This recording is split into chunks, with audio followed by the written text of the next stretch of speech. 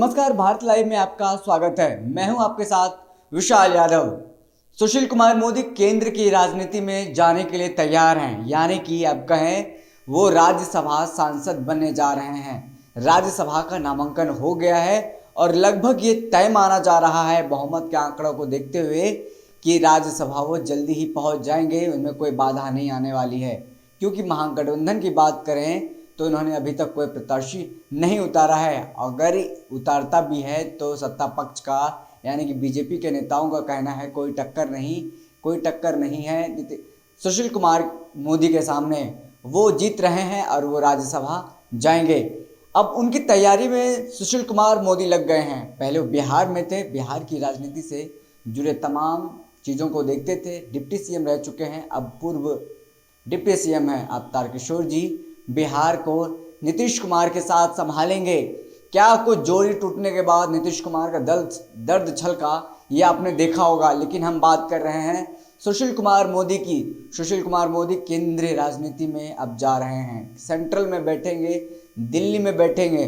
अब उसकी तैयारी में लग गए हैं। तैयारी में ये लग गए हैं कि सुशील कुमार मोदी लगातार केंद्र की जो योजना है उसको जनता को बता रहे हैं और डिफेंड कर रहे हैं, उससे कोशिश कर रहे हैं। चाहे वो किसान विरोधी बिल हो, जो विरोध कर रहे हैं, जो प्रदर्शन कर रहे हैं, कानून का विरोध हो रहा है। किसान लगातार 6 दिन से दिल्ली बॉर्डर पर विरोध प्रदर्शन कर रहे हैं, उसका बचाव कर रहे हैं। सीए हो, तमाम चीज़ों को लेकर के अब केंद्र की योजनाओं का वो बचाव करते नज़र आ रहे हैं। जो लगातार उनका ट्वीट देखिएगा तो उससे आपको पता चल जाएगा कि वो केंद्र की राजनीति में अग्रसर होने जा रहे हैं। केंद्र की राजनीति में अब वो खुद को ढाल चुके हैं। जिस तरह से उनका अब ट्वीट आ रहा है, उनका जो ट्वीट से पता साफ साफ चल जाएगा कि केंद्र की राजनीति में वो जा रहे हैं। उन्होंने कृषि बिल को लेकर के जो लगातार बैक टू बैक 4 ट्वीट किया है, उसमें से पहला ट्वीट है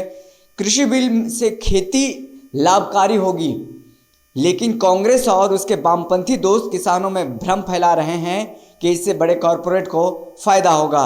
सच है कि अब छोटे किसान भी सुनिश्चित मुनाफे के लिए आधुनिक तकनीक से खेती कर सकेंगे। ये ट्वीट जो लगातार ट्वीट करते जा रहे हैं, हम बीते दिनों की बात कर रहे हैं, जिससे कि लगातार कही जा रही है कि सुशील कुमार मोदी केंद्र की राजनीति में भागीदारी निभाएंगे। अब जिससे कहीं ना कहीं केंद्र की राजनीति में उसका कद बढ़ेगा। अब बिहार को इससे कितना फ़ायदा होता है ये तो राज्यसभा सांसद बनने के या मंत्री बनने के बाद ही पता चलेगा। और उन्होंने कृषि बिल में कांग्रेस को आड़े हाथ लिया है और वामपंथियों को आड़े हाथ लिया है। और दूसरा ट्वीट मैं पढ़ के बता रहा हूँ, सच है कि मंडियां न केवल जारी रहेगी बल्कि सरकार उन्हें मजबूत करने के लिए करोड़ों रुपए खर्च कर रही है। एमएसपी में एनडीए सरकार ने भारी वृद्धि की है। जब तथ्य किसानों के पक्ष में है तब हताश कांग्रेस केवल आशंका और अविश्वास को तुल देकर अस्थिरता पैदा करने की राजनीति कर रहे हैं। इसमें भी देखिए जो लगातार उनका ट्वीट है, उनके ट्वीट में बता रहा हूं कि मैं केंद्र की राजनीति में वो सक्रिय हो गए हैं और उसकी भूमिका में अब नजर आ रहा है। जिस तरह से उनके बयान और ट्वीट को देखा जाए, सेंट्रल की भूमिका में आ गए हैं, यानी कि जिस तरह से दिल्ली में लगातार किसान प्रदर्शन कर रहे हैं उसको बचाव करते नजर आ रहे हैं। केंद्र की योजनाओं को, केंद्र की कानून का बचाव करते नजर आ रहे हैं। सीए हो, एनआरसी हो या फिर कि कृषि बिल की बात करें, उन्होंने इस ट्वीट में भी कांग्रेस को आड़े हाथ लिया है और कहा कि सरकार ने मंडियां कहा है कि जारी रहेंगी तो इसमें किसान को दिक्कत नहीं होना चाहिए।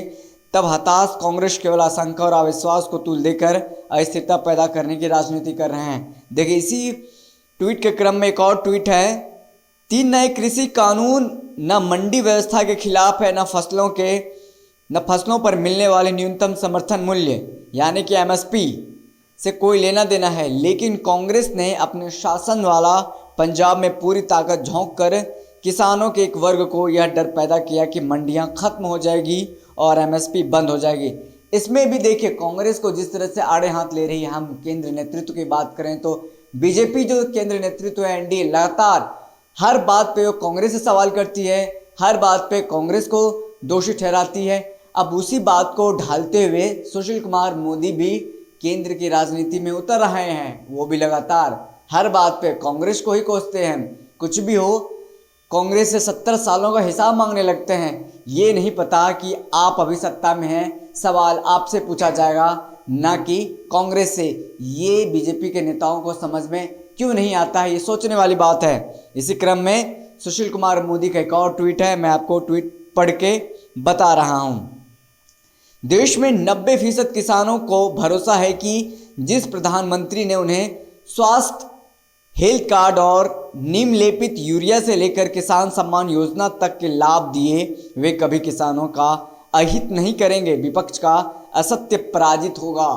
फिर देखिए, इसमें विपक्ष को लताड़ा है और उन्होंने इसमें लिखा है, जिस तरह से मोदी सरकार स्वास्थ्य हेल्थ कार्ड और नीम लेपित यूरिया से लेकर किसान सम्मान योजना तक लाभ दिए, वो किसानों के अहित के बारे में कैसे सोचेंगे। और उनको ये नहीं पता कि किसानों को कितना लाभ मिल रहा है इससे। अगर उन्हें पता होता तो ये नहीं कहते, अगर उन्हें पता होगा तो शायद फिर भी कहेंगे, क्योंकि वो सब पार्टी में है, बीजेपी में है, वो चाह करके भी उनके अगेंस्ट नहीं जा सकती है, तो कहेंगे ही कहेंगे। और एक और ट्वीट में पढ़ के आपको बताने जा रहा हूँ, लगातार वो इसको लेकर के ट्वीट कर रहे हैं। दिल्ली के ताज़ा किसान आंदोलन में जिस तरह से नारे लग रहे हैं, जिस तरह से इसे शाहीन बाग मॉडल पर चलाया जा रहा है, इससे साफ है कि किसानों के बीच टुकड़े टुकड़े गैंग और CAA विरोधी ताकतों ने हाईजैक करने में कोई कसर नहीं छोड़ी है। देखिए, इसमें भी CAA NRC का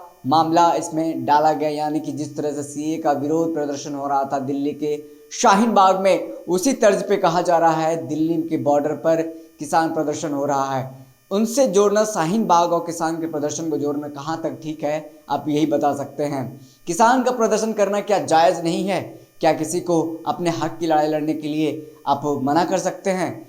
तमाम चीज़ें हैं जो कि अब केंद्र की राजनीति में जा रहे हैं भैया, तो आपको केंद्र का सपोर्ट करना ही होगा। जो बड़े जो नेता हैं वो जो कुछ कहेंगे आपको उसका समर्थन करना ही होगा, क्योंकि आप उस पार्टी में हैं, आपको करना ही होगा। आप राज्यसभा सांसद बन रहे हैं, तो भैया सीधी सी बात है, सुशील कुमार मोदी चल पड़े हैं केंद्र की राजनीति की ओर, चल पड़े हैं उन नेताओं की ओर जो बयान देते हैं कि किसान, कभी खालिस्तानी बताते हैं किसान को, कभी बताते हैं कांग्रेसी बताते हैं, कभी वामपंथी बताते हैं, किसान नहीं बताते हैं। आखिरकार मामला अब देखिए क्या होता है, मामला टला है, किसान प्रदर्शन कर ही रहे हैं।